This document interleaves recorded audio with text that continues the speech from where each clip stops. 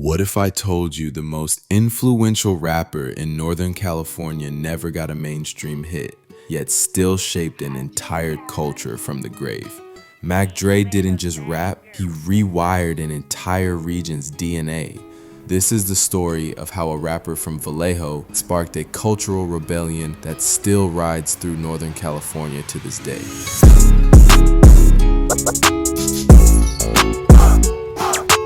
Before the Hyphy movement, before TikTok dances and viral slang, there was Mac Dre.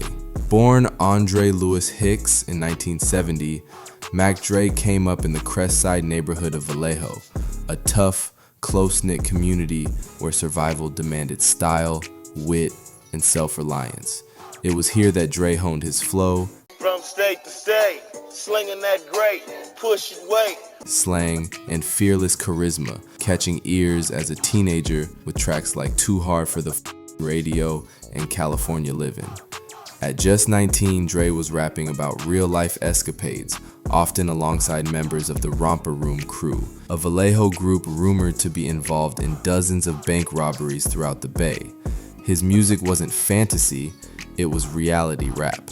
While most rappers dreamed of being signed, Dre was already pressing his own CDs and building his own fan base. He was early to the game of independent distribution, selling tapes out of trunks and getting love all across Northern California. Yeah, that I mean. To the police, Dre wasn't just rapping, he was making too much noise in the wrong direction. In March 1992, Dre and his friends were arrested in Fresno for alleged conspiracy to rob a bank.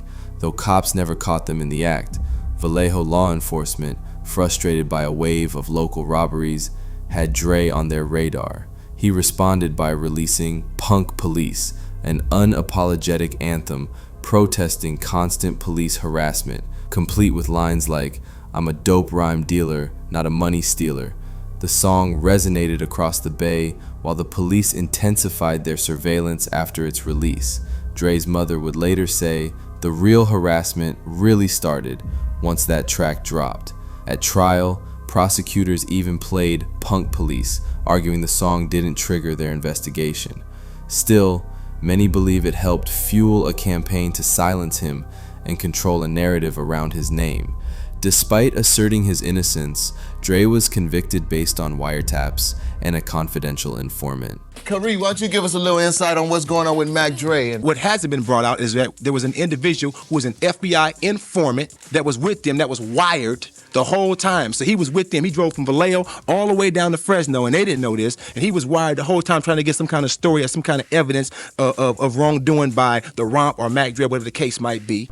He refused to take a plea deal and was sentenced to 5 years in federal prison, staying defiant even while recording Back in the Hood from a prison phone. What are you personally proud of about your albums? I think I'm in the Guinness Books of World Records for the first rap recorded over the phone. Yeah, I'm doing shit like that, you know what I'm saying? Legendary shit like that there, you feel me? That keep me in the game. When Dre came home in 1996, the Bay had changed, and so had he. He leaned deeper into humor, swagger, and surrealism. He was no longer just rapping about street life, he was building a feeling. That feeling would soon be called Hyphy. He created Thizz Entertainment, an independent label that would become a magnet for rising Bay Area artists. But it was more than a label, it was a lifestyle. Thizz became code for being outrageous, expressive, and most iconically, rolling on ecstasy. His songs like Feelin' Myself, Boss Tycoon, and Thizzle Dance captured a new generation that wanted to dance, not just bang. Dre rapped about ghost riding the whip, going dumb and living free in a world that often boxed black artists into gangster stereotypes. Hyphy was chaotic, it was joyful, it was political in its refusal to conform. And at the center of it all was a skinny dude from Vallejo with a wild imagination and unmatched charisma. Just as the world started to catch up, he was taken away. On November 1st, 2004, Mac Dre was shot and killed while leaving a performance in Kansas City. He was just 34 years old. His death devastated the Bay, and it felt like a bright light had been stolen just as it was about to shine nationally. But here's the part no one expected. Mac Dre didn't fade away. He multiplied. His name exploded in popularity. Murals went up from Vallejo to Oakland to Sacramento. Fans painted his face on cars, on billboards, even on their skin. The radio picked up on it, and the Hyphy movement took off with artists like Mr. Fab, E40, Keek Da Sneak, and more, keeping Mac Dre's name alive.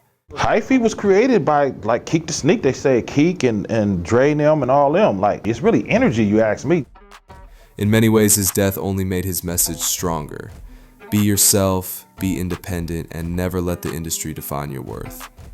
Even without a chart-topping single, Mac Dre became a symbol. His face became a flag for a culture that had long been ignored.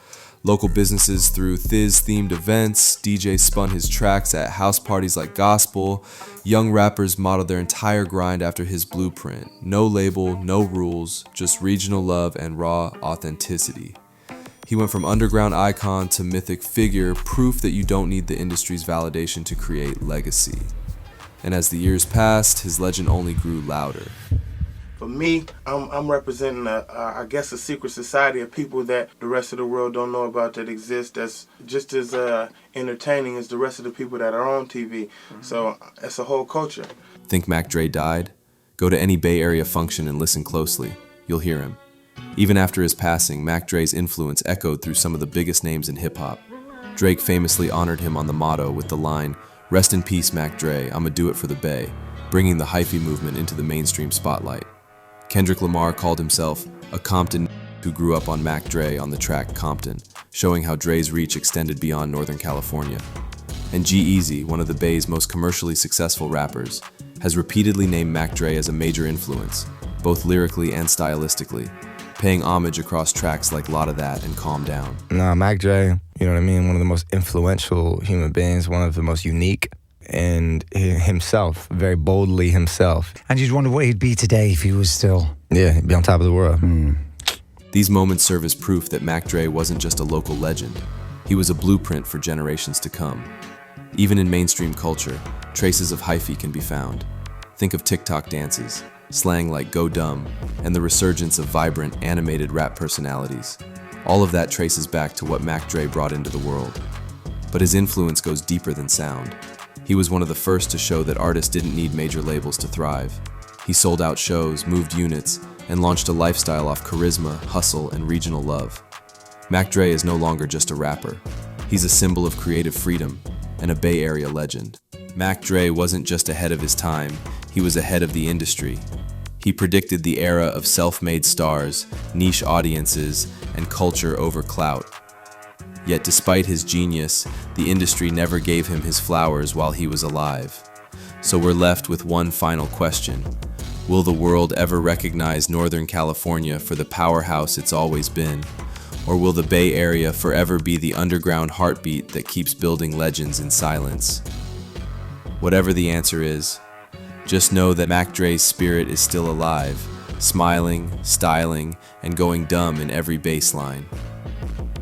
If you enjoyed this story, do us a favor, like the video, drop a comment, and hit that subscribe button to stay up to date on our most recent releases.